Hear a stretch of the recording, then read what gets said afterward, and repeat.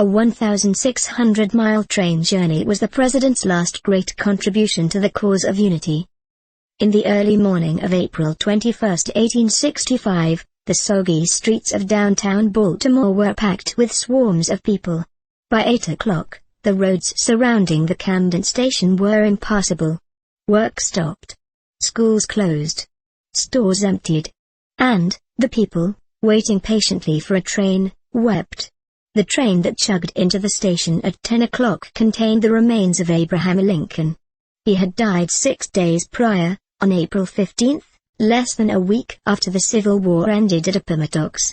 Inside the train, dubbed the Lincoln Special, the late president's body was dressed in the same suit from his second inauguration just 6 weeks earlier.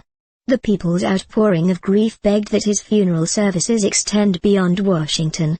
In an age before television or radio, the only way for a person to participate was to leave her farm or close his store and physically go to a funeral procession where Lincoln lay in state. Lincoln's funeral train allowed the nation to mourn in unison by bringing him to them in a way that neither telegraph nor newspapers could satisfy.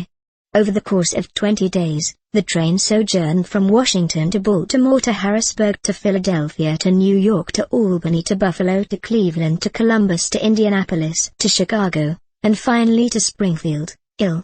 Coordinating the transportation of Lincoln's remains fell on the shoulders of the Secretary of War, Edwin Stanton. His was a temperament opposite to Lincoln's, but he had kept a loyal vigil at Lincoln's deathbed and took on the challenge of creating the biggest funeral that the country had ever seen. Stanton made this procession possible by designating the railroads as military domains, so the different railroad companies that ran the collection of lines were required to fully cooperate.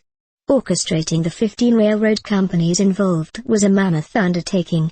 For that reason, Stanton created the Committee of Arrangements. Its members were authorized to arrange the timetables with the respective railroad companies, and do and regulate all things for safe and appropriate transportation. Still, scheduling the train also required a wrangling of various time zones between cities and states, which were more numerous and less systematic than today. Before standardized time began in 1883, most towns told time by high noon. Clocks had to be increased 1 minute for every 12 eastward or westward miles to keep the correct time. Noon in D.C. was 12:12 in New York, 11:17 in Chicago and 12:07 in Philadelphia.